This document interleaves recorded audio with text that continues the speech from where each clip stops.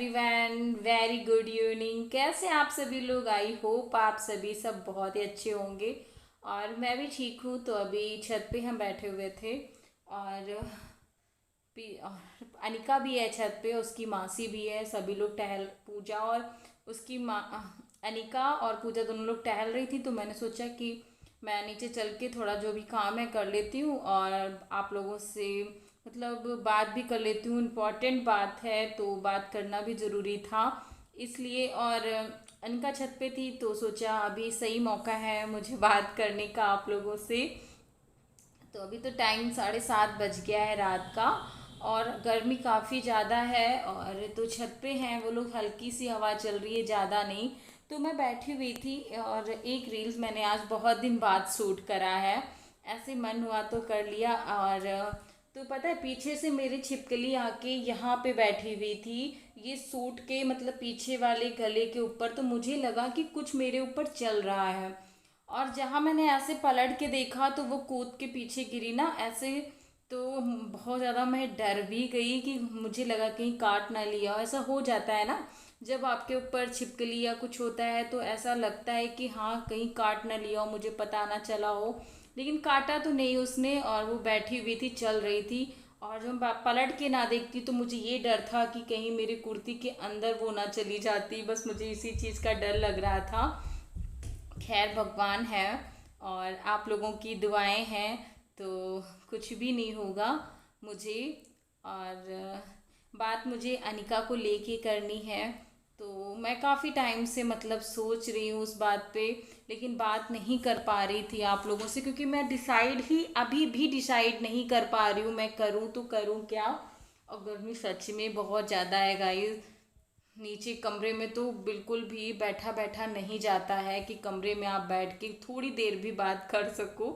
पसीना और मुझे ना उलझन सी होने लगती है, गर्मी मुझे बिल्कुल भी बर्दाश्त नहीं है। और तो अनिका को लेके मुझे बात करनी थी कि अनिका के स्कूल भी खुल गए हैं। 1 जुलाई से स्कूल खुल गया है और आज 3 तारीख, आज, हाँ आज 4 तारीख हो गया है।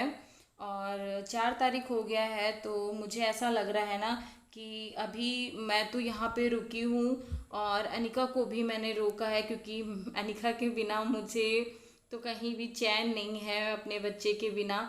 लेकिन उसके बारे में भी सोचती हूँ कि मुझे पता नहीं अभी कितने दिन यहाँ लग जाए और कितने दिन मुझे अभी रुकना है, कुछ भी मुझे पता नहीं है। तो अनिका को रोक के रखूँगी तो उसका जितना भी स्कूल का है ना, सब काम हो, जितना भी होमवर्क वगैरह है सब छूट जाएगा।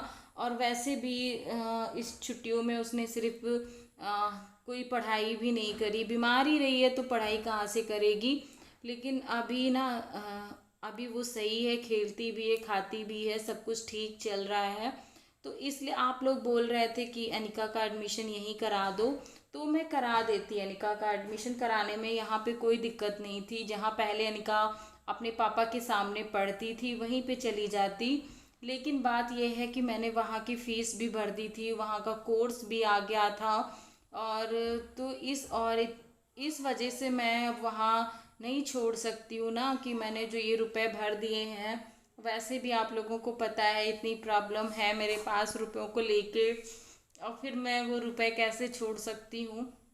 तो मुझे तो सब कुछ सोचना पड़ रहा है और अनिका के बिना मेरा दिल भी नहीं लगेगा। तो मतलब मैंने अपने दिल पे ऐसे, मैं कैसे कहूँ। और मैंने मतलब मम्मी से बोला था कि अनिका को भाई आ जाए और ले जाएगा कि 2-3 दिनों में भाई को भेज देना। मैंने 2 तारीख को बोला था भाई को भेज देना, भाई आएगा अनिका को लेके चला जाएगा। तो वो वहाँ पे पढ़ेगी, जाके स्कूल जाएगी और मैं 1 हफ्ते बाद मैं आ जाऊँगी या जो भी है। फिर मम्मी 2 तारीख को भाई को भेज रही थी तो मैंने फिर से कॉल करके मना कर दिया कि मत भेजो, मैं नहीं रुक पाऊँगी। मुझे नींद नहीं आएगी और मुझे वैसे भी नींद नहीं आती, और मेरा बच्चा चला जाएगा तो मुझे और भी नींद नहीं आएगी। सब मतलब प्यार तो सभी बहुत करते हैं और सब ध्यान भी रखेंगे, लेकिन एक माँ हो तो माँ का दिल ना ऐसे ना, कुछ समझ में नहीं आ रहा है, पता नहीं कि वो सही से खाती है या सही से लेटेगी या पढ़ाई करेगी भी नहीं। या वो कैसी है, उसको कोई दर्द वर्द हो रहा है, किसी को बता पाएगी, किसी को नहीं बता पाएगी। क्योंकि अपना बच्चा मतलब माँ जितनी अच्छे से समझ जाती है, या बच्चा अपने माँ से जितना कह देता है, इतना शायद वो ना कह पाए अपनी नानी से या अपने मामा से। तो ये सब सोच के ना दिल ऐसे घबरा सा जाता है कि अभी ना भेजूँ, साथ में लेके जाऊँ। और फिर यहाँ का मतलब जो चल रहा है मेरी ससुराल में ये सब चीज़ें, तो उसको लेके मैं सोचती हूँ कि अभी मेरा जाना भी ठीक नहीं है।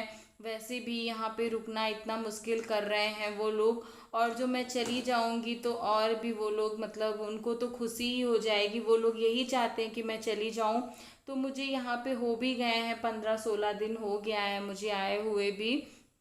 तो देखो कितने दिन तक मैं यहाँ पे रुकती हूँ। और पूजा बहुत ज़्यादा परेशान हो गई हैं यहाँ पे इतने दिनों से। और मेरी हालत ना, पसीना बहुत ज़्यादा निकल रहा है।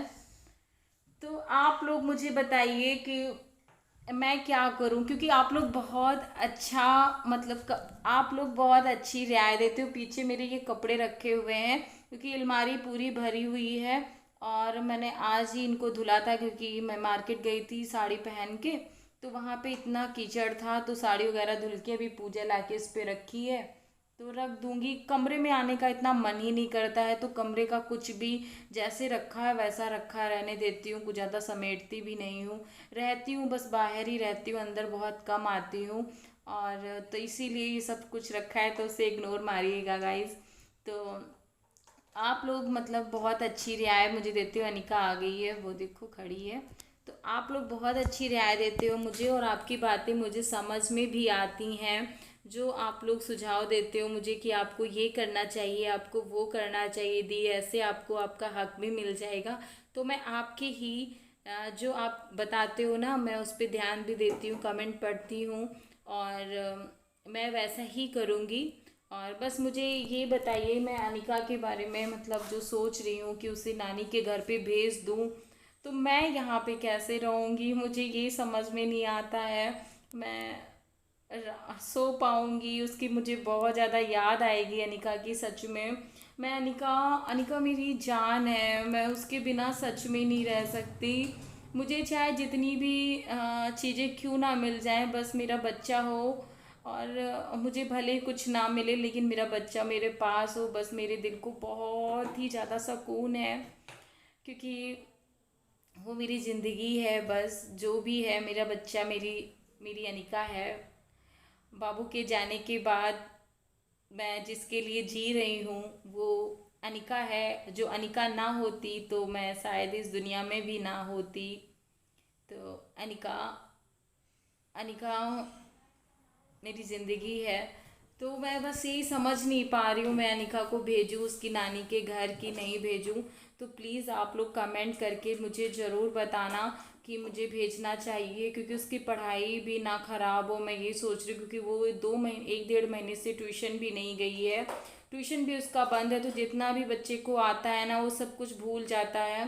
तो इसलिए ये मैं सोच रही हूँ। और यहाँ पे ना ना तो टीवी है ना कुछ, टीवी है बट वो जब डीसी नहीं चल रहा है तो टीवी ना ही समझो। तो वो बोर भी हो जाती है, बच्चे भी नहीं हैं तो उसको खेलने को भी नहीं मिलता है, और ख़ासकर उसका स्कूल भी खुल गया है।